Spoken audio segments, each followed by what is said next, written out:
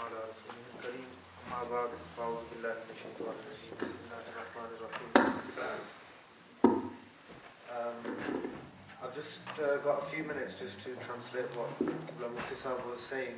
I'm quite sure that the majority of you actually understood what Mufti Sahib was saying, so I'm not going to go into very much detail. As the first thing that was announced was that this is not a debate. A debate is done under strict conditions and from both parties and level involvement from both parties. This is just a general question and answer session which Mufti Sahib gave our brothers there the opportunity to ask some questions, and Mufti Sahib gave the answers to those questions. And basically the one focal point of Mufti Sahib's whole speech was the fact that, which I can put it in such a way that we do not like these labels. We do not agree with these labels of Wahhabi, of Deobandi, of Shia, of Barelvi. There is only one true Ahlus Sunnah wal Jama'ah, and to be part of that, the only criteria and what people have fallen foul of, the reason why they have been excluded from that Ahlus Sunnah wal Jama'ah, is the fact that they have insulted the Holy Prophet sallallahu alaihi wasallam, and therefore indirectly insulting Allah subhanahu wa ta'ala. And those insults came from many of the scholars of the deoband, and Qibla Mufti Sahib mentioned and showed specifically two of those arguments. One of them being regarding the Prophet Muhammad sallallahu ta'ala alayhi wasallam being the last prophet.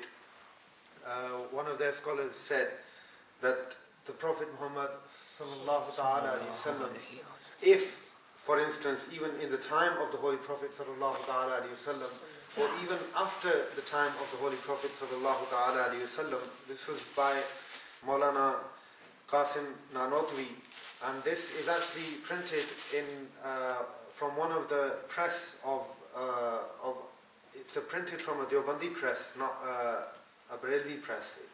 And Maulana Nanotwi, he said that if the Prophet Muhammad sallallahu ta'ala alayhi wasallam, even during his time or after his time, if there was to be another prophet, this would not affect the prophecy or the Holy Prophet Muhammad sallallahu ta'ala alayhi wasallam being the last messenger and the last prophet of Allah subhanahu wa ta'ala. And as you all know, this is a basic, absolutely basic belief of the Muslim Ummah, and this is the grounds on which we have unanimously declared that the Mirza'is are non-Muslims, and anyone who has converted to Mirza'iyyat is a murtad and they are kafir. This is a basic principle in Islam which he said. And I would express that people who have any doubts, they, especially members of the general public, that they take time off Mufti Sahib and come and see Mufti Sahib and actually go through these scripts themselves to see what has been said. The second thing which Qibla Mufti Sahib mentioned was a book which is called Hifzul Iman by Maulana Ashraf Ali Thanwi. And in that, if I translate word for word what he's written, it's regarding the Holy Prophet Muhammad sallallahu ta'ala alayhi wasallam's knowledge of the unseen. And he says that if the Holy Prophet Muhammad sallallahu ta'ala alayhi wasallam was to have knowledge of the unseen, if being a main word here, in that obviously it's expressing that he doesn't believe that the Prophet sallallahu ta'ala alayhi wasallam has knowledge of the unseen, but if for argument's sake, if the Prophet sallallahu alayhi wasallam did, then would this be ilm kulli? In other words, would this be complete knowledge of the unseen, everything? And obviously only Allah subhanahu wa ta'ala has that knowledge. Therefore, if it was some knowledge or partial knowledge of the unseen, he says that then how can this be a specialty of the Holy Prophet Muhammad sallallahu alaihi wasallam. लेकिन वो सब knowledge भी हमारे हाथे से बाहर है. Yeah, even this, Mufti saying that obviously, like they said, that ilm kulli or absolute knowledge of the unseen is only for Allah subhanahu wa ta'ala. But even the knowledge of the Prophet sallallahu alaihi wasallam of the unseen, that partial knowledge is beyond our capabilities and beyond our comprehension. But what he says is that if it is partial, then how can this be a specialty of the Holy Prophet Muhammad sallallahu alaihi wasallam? When Zaid, Amar, Bakr, anyone, even so, he goes so far as to say that even animals and even animals have this knowledge where they know things about other people and other things which they do not know. Comparing the knowledge of the Prophet Muhammad sallallahu alaihi wasallam with mine and your knowledge, and with the knowledge of a child and a mentally ill person, and comparing it with animals, how can this not be deemed as disrespect of the Holy Prophet Muhammad sallallahu alaihi wasallam? I would stress that, if you have any inhibitions about this, that you come and see Qibla Mufti Sahib and you go through these scripts and you understand the focal point is that whether this is regardless of which sect anyone belongs to. Disrespect of the Prophet Muhammad sallallahu alaihi wasallam is kufr. Regardless of which sect you belong to, and there are many other, as you can see, there's a huge pile of books here. There's many.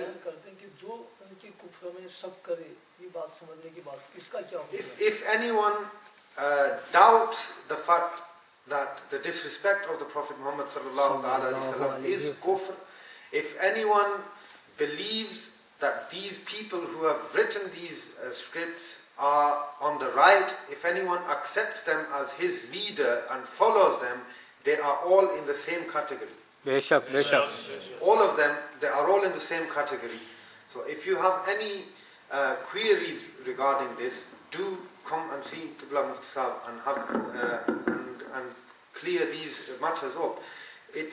Regardless of what title and what label anyone gives to anyone, the main focus is these kind of things which have been said regarding the Holy Prophet Muhammad sallallahu alaihi wasallam, which are a difference between us. If they were to denounce these scripts and they were to do tawbah from them, then they are Muslims and they are our brothers, and we will embrace them as our brothers. And this was just a gist of what Qibla Mufti Sahib said. And अच्छा, आप हजरात ये सोचते होंगे शायद कि ये किताबें क्यों आ गई, ये उलमाए ज़बील एहतराम कैसे आ गए। तो फ़ोन ऐसी चीज़ है कि फ़ोन से कहाँ फ़ोन से फ़ोन भी हो जाता। इन हजरात को बता दिया किसी ने तशरीफ ले आया, मुझे ये किताबें मैंने रखवाई, क्योंकि मुझे कोई हफ्ता पहले ऐसी बात हुई कि कुछ देवबंदी उलमा वो आपसे बात करना चाहते हैं। मैंने कहा नो प्रॉब्लम, मैं तो मंडे से फ्राइडे तक शाम को 5 बजे से 8 बजे तक दारुल इफ्ता में बैठता हूँ, तशरीफ ला, मैं कोई बात नहीं, वेलकम। फिर बाद में वही कहा कि नहीं वो कुछ मुबाहिसा नजर है, कोई बात नहीं। फिर एकदम बिल्कुल सन्नाटा रहा। आज जोहर से कुछ पहले मुझे फिर फोन आया कि वो 4 बजे का टाइम दिए मुझे हैं। तो चूंकि ये बात थी कि कुछ उलमा आएंगे, इसलिए मैंने किताबें रखी, इन किताबों में पढ़ने की जरूरत पड़ सकती थी।